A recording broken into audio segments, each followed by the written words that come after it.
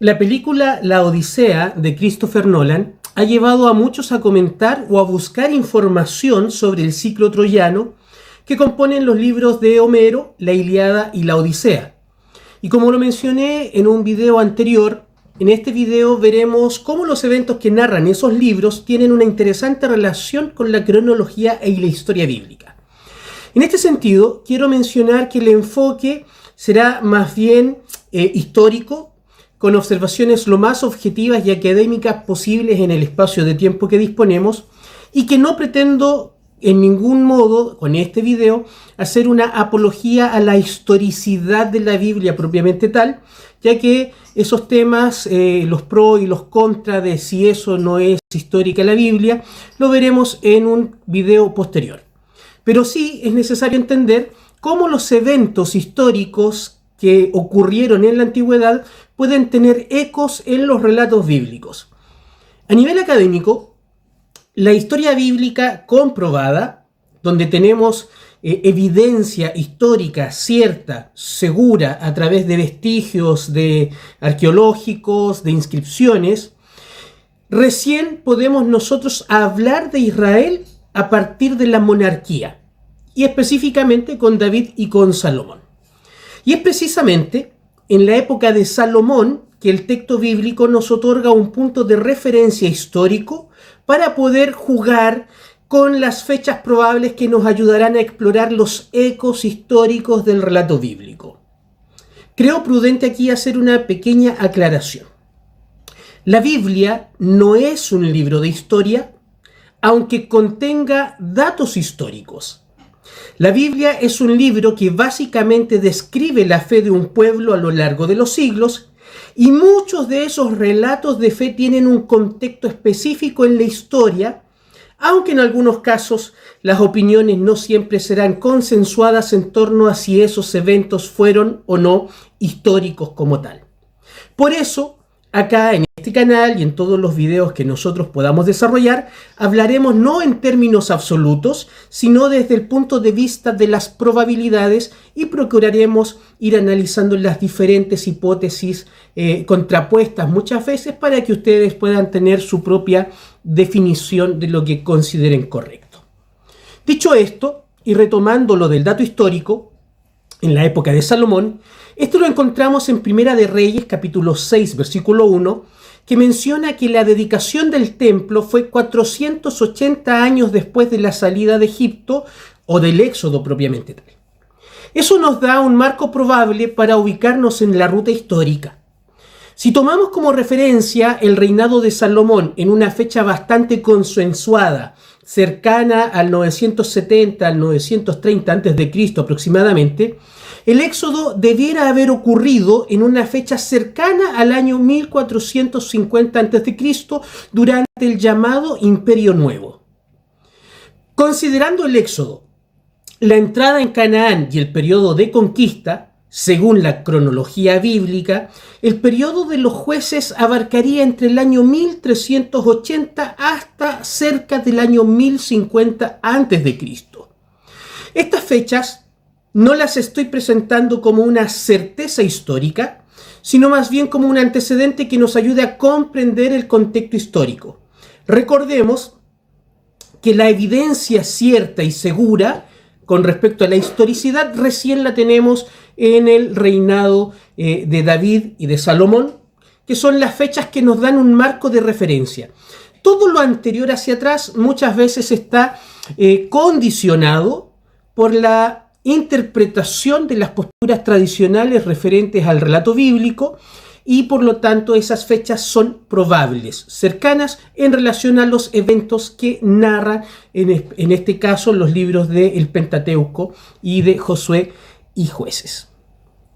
Incluso hoy tenemos una corriente académica mayoritaria que considera el relato del Éxodo y el periodo de los jueces como un relato no histórico, o incluso posiblemente relatos orales que se fueron fusionando varias ideas para lo que después nosotros conocemos como un relato. Ese va a ser un tema muy interesante que veremos en un video posterior. Volviendo al tema de los jueces y de lo que nos convoca en este video, y por eso los quiero mencionar, Es interesante notar que los primeros adversarios que menciona el relato bíblico para el pueblo de Israel entrando en Canaán son los pueblos cananeos, fereceos, moabitas y amorreos, pero sin embargo, ya a partir del capítulo 13 del libro de Jueces, nosotros nos encontramos con que el enemigo principal del pueblo de Israel son los llamados filisteos. Básicamente ahí nos encontramos con las historias de Sansón, de Samuel, Saúl y David. Básicamente, nosotros estamos hablando acá cronológicamente de un periodo que podríamos situar siempre dentro de las probabilidades históricas entre el año 1150 y el año 1050 a.C., y que incluye, según el relato bíblico, un periodo de al menos 40 años de dominación absoluta del pueblo filisteo sobre el pueblo israelita. La intromisión de este pueblo, de los filisteos, en la zona del antiguo Cercano Oriente, está documentada en el siglo XII a.C., en un periodo curiosamente interesante, porque hay algo que se produce en toda la zona del Mediterráneo Oriental que provoca una gran crisis que transforma todo el mundo conocido. Quisiera recomendarles a ustedes que quisieran indagar un poco más sobre este tema 3 libros que serán de mucha ayuda para ustedes en la comprensión de este periodo tan importante. El primer libro, ahí ustedes los pueden ver en pantalla, es 1177 a.C., el año en que la civilización se derrumbó, de Eric Klein. Segundo libro, Los Filisteos, la migración egea a finales de la Edad del Bronce, de Asaf Yassur Landau. Y como marco referencial también a Oliver Dickinson con El Egeo de la Edad del Bronce a la Edad del Hierro. Básicamente, en el periodo cercano al siglo XII a.C., grupos variados de marineros mercenarios recorrieron el mar Mediterráneo hacia la zona del Levante, del antiguo Cercano Oriente, ocasionando la caída de grandes imperios como el Imperio Hitita, alrededor del año 1180 a.C., con la caída de su capital Hattusas. También estos pueblos, estos grupos de marineros, tuvieron una gran confrontación con el Imperio Egipcio, liderado por el faraón Ramsés III, quien los derrotó en una batalla terrestre en Diyay y en una batalla naval en el delta del Nilo, alrededor del año 1178 a.C. Es precisamente en el complejo funerario de Medinet Habu que Ramsés III preparó para sí mismo, que hay relieves conmemorativos sobre sus triunfos sobre estos pueblos de marineros mercenarios, a los cuales él llamó como los pueblos del mar. Y aquí viene el dato interesante. El listado de estos pueblos en ese complejo funerario de Medinet Habu menciona los siguientes pueblos: los Peleset, los Yeker, los Chekelech, los Denyen, los Wechech, los Cherden, los Terech y entre otros. Precisamente son los Peleset aquellos que posteriormente serán identificados como los filisteos bíblicos. Y aquí es donde viene lo interesante. ¿Qué relación tenemos entonces entre la guerra de Troya y la Odisea con el relato bíblico? Aquí es donde nuestra conexión se vuelve curiosa, por decirlo menos. La guerra de Troya la encontramos narrada en las obras épicas La Ilíada y la Odisea, y también en una obra posterior, ¿cierto?, que es la Eneida, que menciona cómo algunos refugiados de Troya posiblemente fundaron después la ciudad de Roma. Pero básicamente la Odisea y la Ilíada son los libros fundamentales de la llamada ciclo troyano. Pero también existe una obra muy interesante llamada Los Nostoi, un poema perdido que conocemos gracias a su mención en otras obras antiguas que hablan acerca de esta epopeya troyana. Este poema perdido se llama literalmente Los Regresos o Los Retornos al Hogar, y menciona las vicisitudes de los héroes griegos que vuelven a sus hogares después de los largos años de guerra. Ahora, es interesante que nosotros, cuando hablamos de los largos años de guerra, En la Ilíada nosotros consideramos, según Homero, que fueron 10 años de guerra.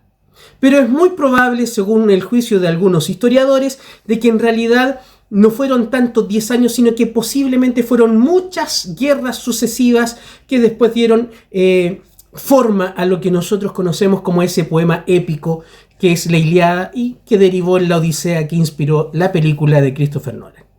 Ahora, esos retornos al hogar o esos nostoi no fueron precisamente para los héroes griegos un viaje de placer.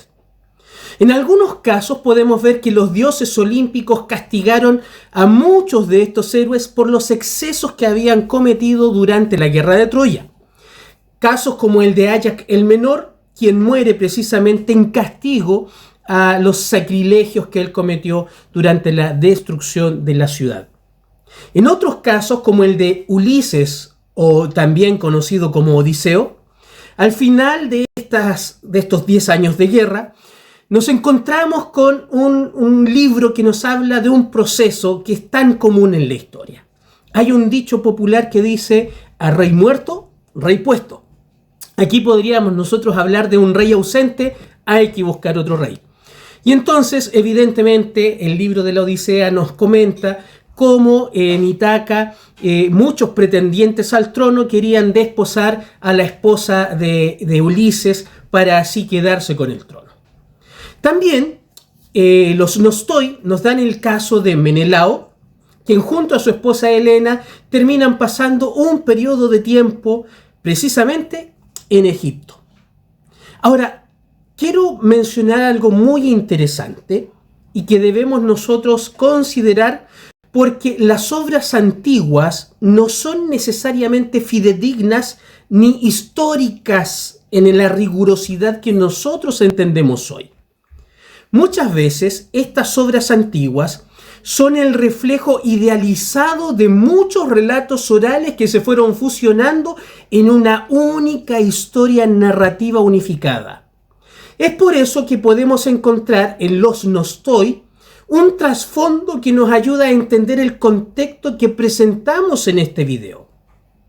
Guerreros de origen griego que tras 10 años o más de guerra, estando lejos de su hogar, compartiendo el botín, formando nuevas familias, se encontraron con una realidad distinta a la que ellos habían dejado al momento de iniciar la epopeya de la guerra. Probablemente muchos intentaron retornar a su hogar y se encontraron con que en su ausencia otros tomaron el poder y se transformaron en extranjeros en su propio hogar. Posiblemente muchos, llevados tal vez por todos los cambios propios de la guerra, decidieron no retornar a sus hogares precisamente, sino buscar nuevos derroteros, nuevos lugares donde encontrar botines, nuevas guerras por luchar. Por lo tanto, todos esos retornos nos muestran de que hay un mundo que ha cambiado y que ese es precisamente el contexto en el que en el siglo XII todo el Mediterráneo se ve envuelto a tal punto que en uno de los libros que hemos mencionado se considera incluso que es el periodo en que la civilización conocida de esa época colapsó. Y es precisamente esa la fecha en la que se suele fechar la guerra de Troya, entre el 1200 y el 1180 a.C. Cuando la ciudad cae, los vencidos comienzan su propia peregrinación en busca de un nuevo hogar y los vencedores comienzan sus nostoi y sus propios regresos. Los choques con los hititas, un pueblo que también habitaba en la zona de Anatolia, la actual Turquía, donde estaba también la ciudad de Troya. El encontrarse con botines tan magníficos como los que esa zona del Mediterráneo oriental podía entregar, posiblemente levantó la codicia en estos pueblos que estaban acostumbrados a guerrear y a vivir del botín. Sea como sea, la derrota en Egipto frente a Ramsés III hace que todos estos pueblos conocidos como los pueblos del mar sean frenados en su avance Y probablemente ese choque con Ramsés III hace que grupos como los Peleset se reagrupen en la costa cananea, dominando entonces a los pueblos cananeos, israelitas incluidos, ya que ellos tenían una tecnología militar superior a la que conocían los semitas, porque los griegos utilizaban el hierro para sus armas y armaduras. Esta diferencia tecnológica incluso es posible verla como un rastro casi imperceptible en el registro bíblico. En 1 Samuel 13, del versículo 19 al 22, se nos dice que en toda la tierra de Israel no se hallaba herrero, porque los filisteos habían dicho para que los hebreos no hagan espada o lanza, por lo cual todos los de Israel tenían que descender a los filisteos para afilar cada uno la reja de su arado, su asadón, su hacha o su hoz. Aquí vemos precisamente cómo los únicos que tenían espadas, según el texto bíblico, eran Saúl y Jonatán, su hijo, lo que demuestra cómo la tecnología que conocemos gracias a la historia que provenía de la costa griega del Mediterráneo, a través del uso del hierro, cambió el mundo conocido hasta ese entonces, a tal punto de que en las fechas que nosotros estamos hablando se conoce como el fin de la edad de bronce tardía en la zona del Mediterráneo oriental y el inicio de la edad del hierro. Si ustedes están interesados en poder estudiar más en profundidad la hipótesis de la guerra de Troya y los pueblos del mar, les recomiendo dos libros que ustedes estarán viendo a continuación, que son La guerra de Troya, más allá de la leyenda, de Carlos Moreau, que, digámoslo, tiene algunos reparos, sí, por parte de algunos historiadores, porque a veces en su hipótesis parece que va un poquito más allá de lo que los datos realmente nos orientan. Pero también un libro un poquito más extenso y bastante académico, escrito por Nancy Sanders, que es Los pueblos del mar, invasores del Mediterráneo. Sin duda, con esos libros ustedes tendrán para poder profundizar un poco más en este tema. Como conclusión, paralelamente al periodo en que los últimos jueces lideraban en Israel, una ciudad en la Anatolia, actual Turquía, fue destruida por una coalición de pueblos de origen griego. Probablemente en el regreso a sus hogares ellos tuvieron que buscar un nuevo destino o adaptarse a los cambios que de manera masiva ocurrieron en el siglo XII a.C. Y estos pueblos, en su camino a un nuevo hogar, fueron conocidos como los pueblos del mar, y entre ellos los Peleset o filisteos, quienes fundaron su hogar en la costa de Israel, con quien tuvieron una larga enemistad que se refleja en el relato bíblico. Y esto nos muestra que el relato bíblico, más allá de un relato de fe, es posible y necesario entenderlo como parte de un proceso integrado en un contexto histórico, en un mundo que podemos estudiar, pero sobre todo una historia apasionante. Sea que tú creas en que el relato bíblico es un relato histórico fidedigno, o si tú crees que el relato bíblico nos trae los ecos de un pasado que la historia no ha registrado en totalidad, estos temas son de mucho interés y de gran curiosidad para muchos de nosotros. ¿Y tú qué opinas respecto a todo lo que hemos hablado? Déjanos tus comentarios. Si te pareció interesante este contenido, dale un me gusta, dale un like, suscríbete para que puedas estar al tanto de todas nuestras novedades y por sobre todas las cosas comparte con quienes tú conoces y que sabes que estos temas le interesan y les son de gusto y de agrado. Nos estamos viendo, que estés muy bien. Hasta luego.